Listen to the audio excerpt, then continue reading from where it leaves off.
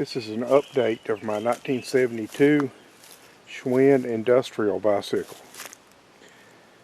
In a previous video, just after I bought this bike for $19, I stated my intention to keep it as factory original as possible because it still had what I believe to be the original tires from the factory, although they were dry rotted, but they would hold air, and I did intend to replace the tires, but I wanted to keep it otherwise stock. Well, things change, and you know, I'm more interested in riding it than in looking at it, so I decided, instead of keeping it factory original, to basically keep it where that I could revert it to factory original if I ever decided to, because you know, I wanted to make it more rideable, like I said, and more fun to ride. And let me tell you, with the 46 tooth front ring, it was not fun to ride around here in this hilly terrain, even on the road. And this is certainly not an off-road bike, even with the motor on it, because front drive on an e-bike doesn't work well off-road. And it might if you also have rear drive, you know, have front and rear drive, but that's not what I'm going to do.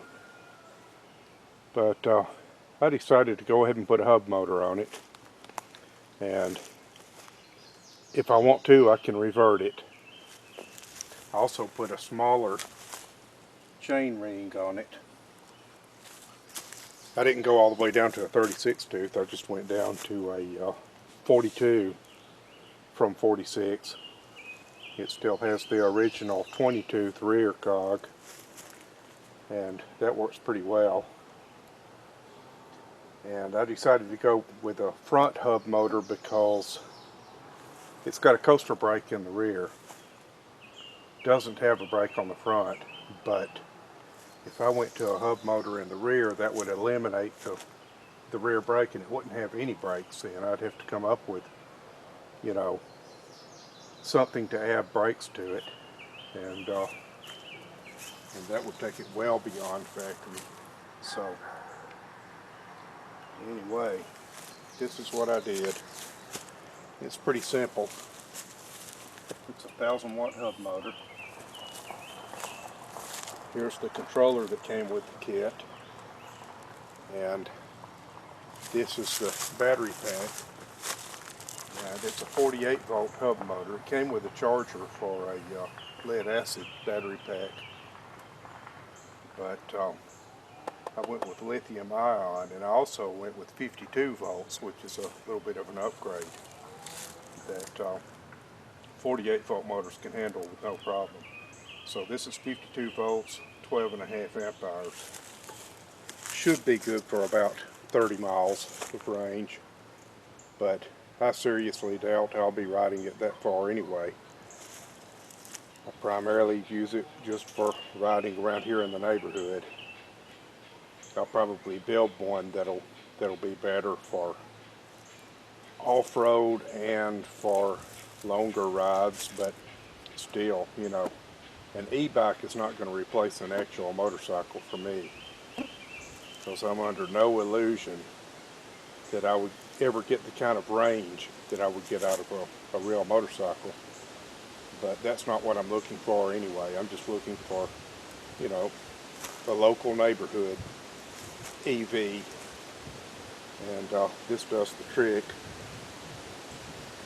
And I ride it down to my mailbox, which is down the road from me. It's about a half mile away, and uphill a pretty good portion of the way. So that's a large part of why I decided to add a hub motor to it.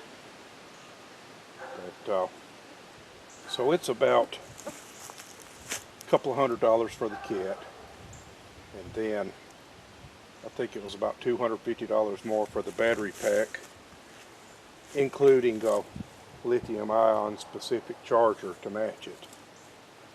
And it works well. Man, I tell you what, it goes a lot faster than it feels and looks like this bicycle should be going.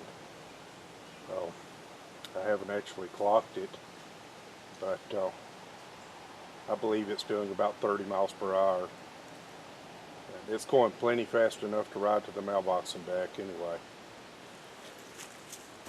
Now, I cut a piece of aluminum bar. I didn't drill the, this is the original Schwinn rear rack, and I didn't drill it or anything. Instead, I cut a piece of aluminum bar and drilled it for some bolts to sandwich, the rack in between the bar and the battery, thereby holding the battery in place. And let me see if I can see all of it in the viewfinder. Yeah, I can. So,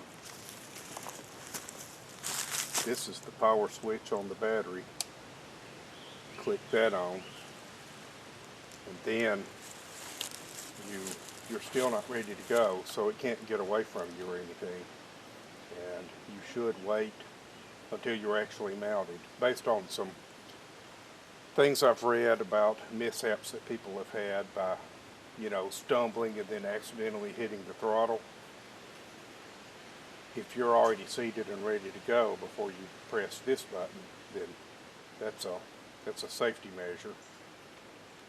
And so it's not actually, it doesn't power it up until you press that button. And it's also got, it's got a battery level meter over here, or not a meter, just a series of lights. And then it's got 3 lights here showing empty, half, and full. And so once you press that button, then it's ready to go. And I tell you what, now when I'm sitting here, I'm sitting at the mailbox, putting stuff in my gas mask bag here to bring back. I actually switch it off so that I don't accidentally bump that when I'm not ready. And in fact, I get turned around good before I switch it back on, because with the front drive, it can be a little bit squirrely. It has enough torque to spin the tire, even on hard-packed dirt and gravel. And in fact, even with my weight on it, I can spin the tire on that kind of a surface. So, and the other thing is, if I've got it leaned over and I'm turning around or whatever, and I'm not ready for it, I accidentally bump the throttle on pavement, it can pull it out from under me if I'm not ready for it. So, anyway, front drive is a little bit squirrely for that reason. It takes a little bit of getting used to. And also on a bike like this, where you've only got rear brake and coaster brake at that, which is not all that great, you don't want to ride this wide open much, because it doesn't have enough brakes for the speed it can make. So for a serious e-bike, it really needs to have rear drive, and it needs to have front and rear brakes. So that's what my next one is going to have. But this works great for what it is.